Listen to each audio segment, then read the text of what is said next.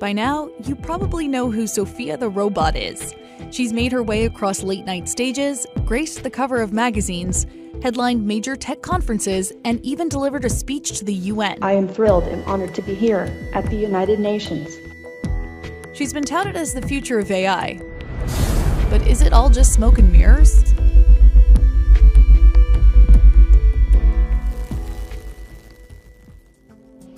When we interviewed Sophia back in December, we were given a script to stick to.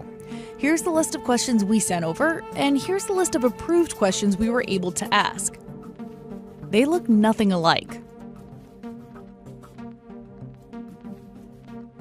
And we're not the only ones who were given a script to read from. Others who have spoken to her have also pointed out that their questions were predetermined. A lot of what comes out of her mouth now, she doesn't really understand the meaning or the full implication. That's Ben Gortzel. He's David Hanson's longtime friend, and now he's Hanson Robotics' chief scientist. Sophia uses machine learning, natural language processing, and animated robotics to interact with people.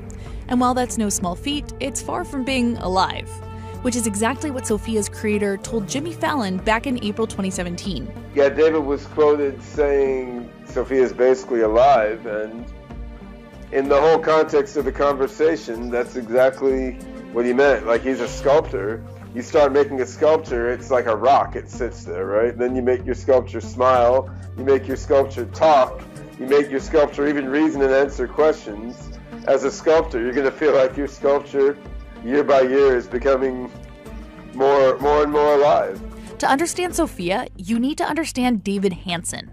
He's the founder and CEO of Hanson Robotics, and he calls himself a modern-day Renaissance man. His research compares work in robotics to that of Michelangelo, but he hasn't always been a major figure in the AI world. Hanson actually got a BFA in film. He worked for Walt Disney as an Imagineer, where he created sculptures and robotic technologies for theme parks, and went on to get his PhD in aesthetic studies. His personal work has been on display in art exhibits across the world. Back in 2005, he co-wrote a research paper that laid out his vision for the future of robotics.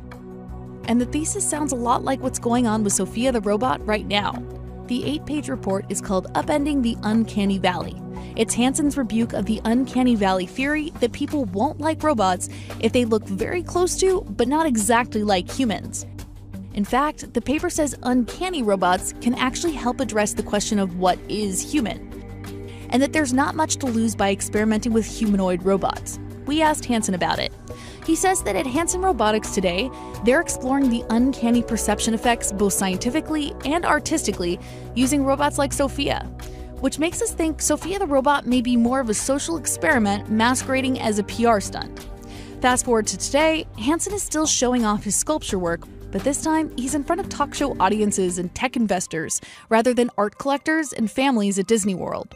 It's resulted in millions of views on YouTube, massive amounts of funding from outside investors, and the hope that she'll pave the way for artificially intelligent beings of the future. Hanson is approaching Sophia with the mindset that she is AI in its infancy, with the next stage being artificial general intelligence, or AGI, something humanity hasn't achieved yet. He wants to raise AGI like a good child, not like a thing in chains. He says that's the formula for safe superintelligence. But in terms of artificial general intelligence, Sophia isn't quite there yet. From a software point of view, you'd say Sophia is a platform, like a laptop is a platform or something. I mean, you can run a lot of different software programs on that very same robot. Ben says Sophia has 3 control systems. The first is called Timeline Editor, which runs entirely on pre-written scripts. Like, if I want her to give a speech on stage, I could load her with software that just makes her repeat some lines that I wrote. The second is something called a sophisticated chat system.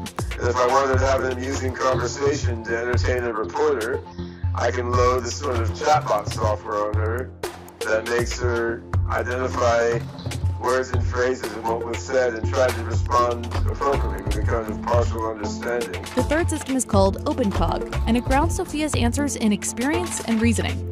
This is the system they're hoping to one day grow into artificial general intelligence. And it's being used in a project called Loving AI, which is researching robot-led meditation sessions. The research project aims to connect humans with an AI agent that can communicate unconditional love. Some experts think that alluding to her being alive is a misleading way to present Sophia's technological capabilities. And some say that it's actually hurting AI development as a whole. Facebook's head of AI says Sophia is a bullshit puppet. Jan LeCun calls Hanson's staff human puppeteers who are deliberately deceiving the general public. And the problem with misleading the masses is that it fundamentally confuses what AI can and can't do. A lot of people think we're much farther along than we actually are, thanks in part to Sophia. Do you want to destroy humans? Please say no. Okay, I will destroy humans. In the grand scheme of things, AGI is the goal, but nobody is there yet. There's a host of players pushing the limits of what robots are capable of. From Honda to Boston Dynamics, companies all across the world are developing AI-powered humanoid machines. And right now, it's a race to see who will reach AGI first. Sort of like Silicon Valley's move fast and break things mantra, but we saw what happened when Facebook took that approach. And some argue there's not enough thought going into the potential consequences of AGI development. It's simply not ingrained in the tech education culture to worry too much about the potential negative consequences. Kathleen Richardson studies the ethics of robotics, and she's noticed a pattern in the way things are being developed. You know, there is this fantasy behind creation that is embedded in the practice of engineering and robotics and AI. I don't think these people go into the office or to their labs and think, I'm carrying out work that's going to be interesting for humanity. I mean, I think many of them have a God complex, in fact, and they actually see themselves as creators. But she's not the only one pushing for responsible foresight in the industry. There's a rising wave of technology ethicists dedicating their work to ensure AI and tech is developed responsibly. Because ultimately, tech and now robotics reach more than just the labs and startups of Silicon Valley. Sophia has become a cultural icon, and with that power comes responsibility. The team at Hanson Robotics said they didn't expect Sophia to take off as much as she did, but her physical appearance is another example of what some see as a traditional representation of conventionally attractive, submissive by design female robots. Kim Jenkins is a lecturer at Parsons School of Design, and she spends a lot of time looking at how fashion and beauty interact with culture. I think it's sort of a disappointment and missed opportunity that with our advances in technology, we have decided to develop this kind of robust robot with many functions and emotions, and yet when we shape her, she doesn't look too unlike the models we see on the covers of magazines, the actresses we see in Hollywood. And Sophia's looks haven't gone unnoticed. Sophia was modeled after Audrey Hepburn, and she's since been dubbed the hot robot. It happens that this sort of young adult female robot is the one that's become really popular. That wasn't really our calculation.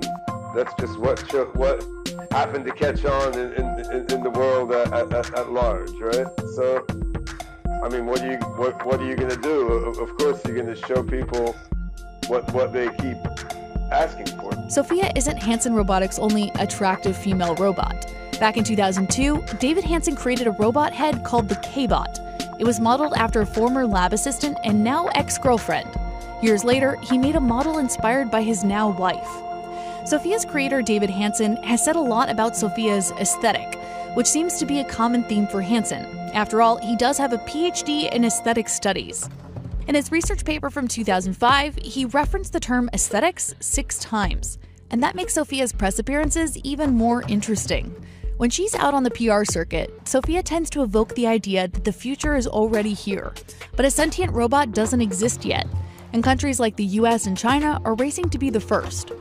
You see a lot of humanoid robots, so I don't think it's bad for AI. I think it's kind of very clear signal of where we're heading. And I think that has little to do with the technology and more to do with human nature of developing androids that are very clearly female, speak to certain populations, appeal to certain populations in certain ways. Sophia the robot is just one player in the AI game today, but David Hanson sees a robot with true AGI on the horizon. I think it's a race against time to see whose algorithms become smart first. So while Sophia may look like she's straight out of an episode of Black Mirror, She's not as advanced as she may appear, and it may be doing more harm than good.